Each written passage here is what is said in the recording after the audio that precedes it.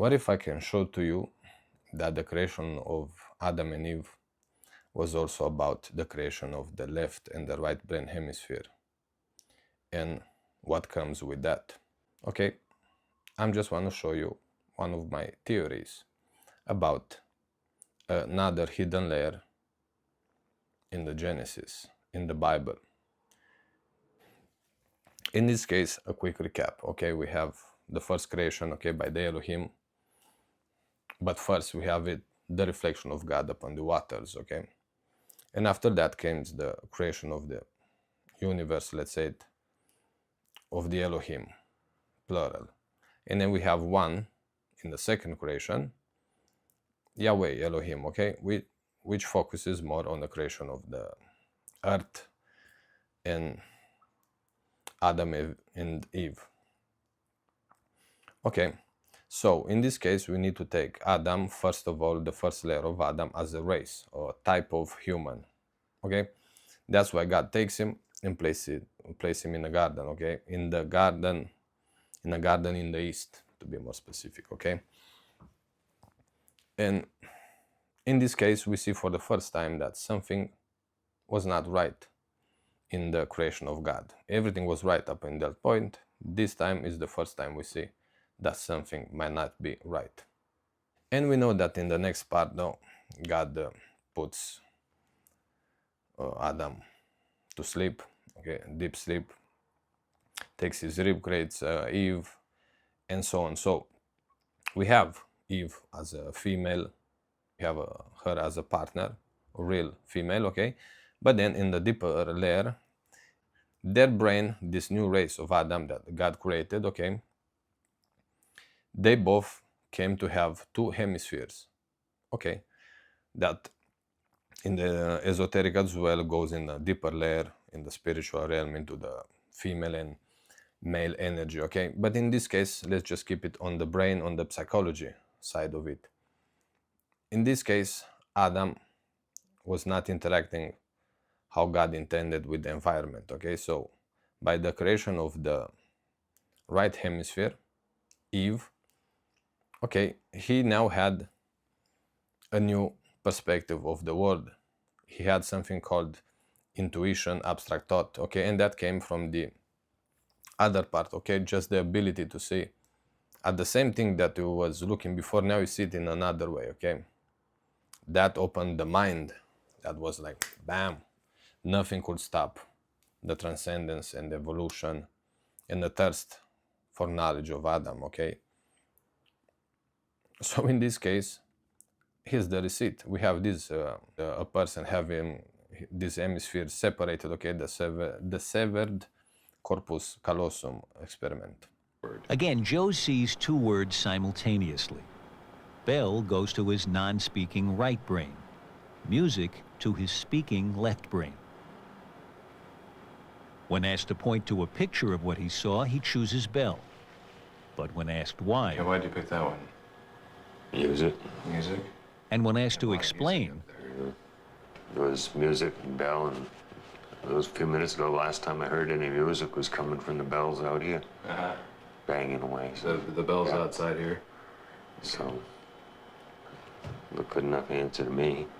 What's extraordinary is that Joe's speaking left brain concocts a plausible story of why he pointed to Bell, even when some of the other pictures more obviously represent music.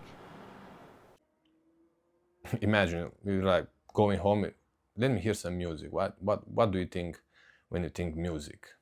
Bells. I'm just ring my bell. Okay, that song is good though.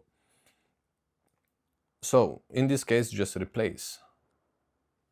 You getting it? Just replace the bell with the apple, okay? That's the metaphor. That's the metaphorical layer in this story, okay? Not just the psychological layer, okay? The physical layer of them being actually partners, female and male, but also inside them, their brain being separated into male and female again, into two counterparts, okay? Having different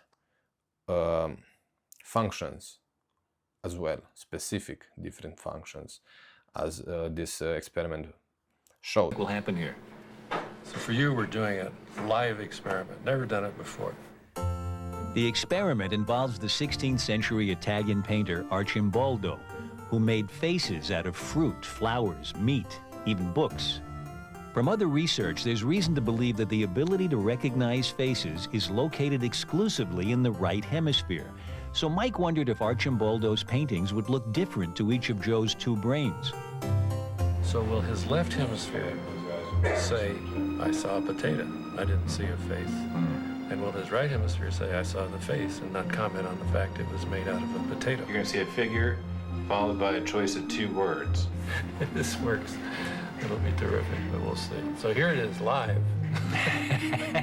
Okay? The first painting goes to the right hemisphere. And Joe points to face. Down. The next painting goes to his left brain. And this time he points to fruits. Mike seemed pleased. Are you having a moment? This is too good.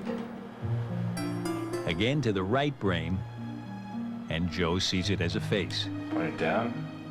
But to the left brain, Face made out of books. Point it up. What are the books? are you happy with what you're Fruit. seeing? It's unbelievable. And that's how we work. That's how now we have the power of intuition, premonition, and things just coming to us.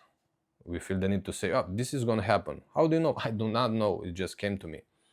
Okay, so that's why when God asked Adam why he ate the apple, Adam was like, Eve told me, okay? And he was like, no, the serpent told me. Which, of course, in this case, the serpent is the thought. The thought she had, okay, the realization, which then was passed to Adam, like the bell in this example. So thought, a serpent slithering smooth into your head, is being, okay, of course, represented as a snake. Okay, and of course the snake as well has his many interpretations, but in this case we're going to keep it on this level, on this psychological, philosophical layer. Okay, and this of course opened us to influence of how do you say it, psychological warfare there's going today between us and the culture and the commercials and the subliminal messages and so on. That also makes us vulnerable. Okay, gives us a big power, takes a big defense away from us. Okay, so this is what I just wanted to point out that I got from this part of the Bible, the Genesis. Okay, and I just want to praise this ancient text and wisdom that it just keeps on giving. It's crazy. It's crazy. If you don't understand it, when you understand it, it's not crazy, it's just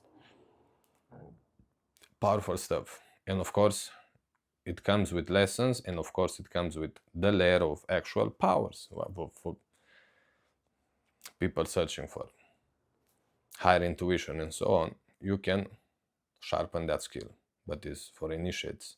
It's not for everybody. So that's why you have to experience to know it. Because again, I'm not talking about belief here, I'm talking about knowledge. That is the operating system. You need to know, to have feedback. Belief comes after.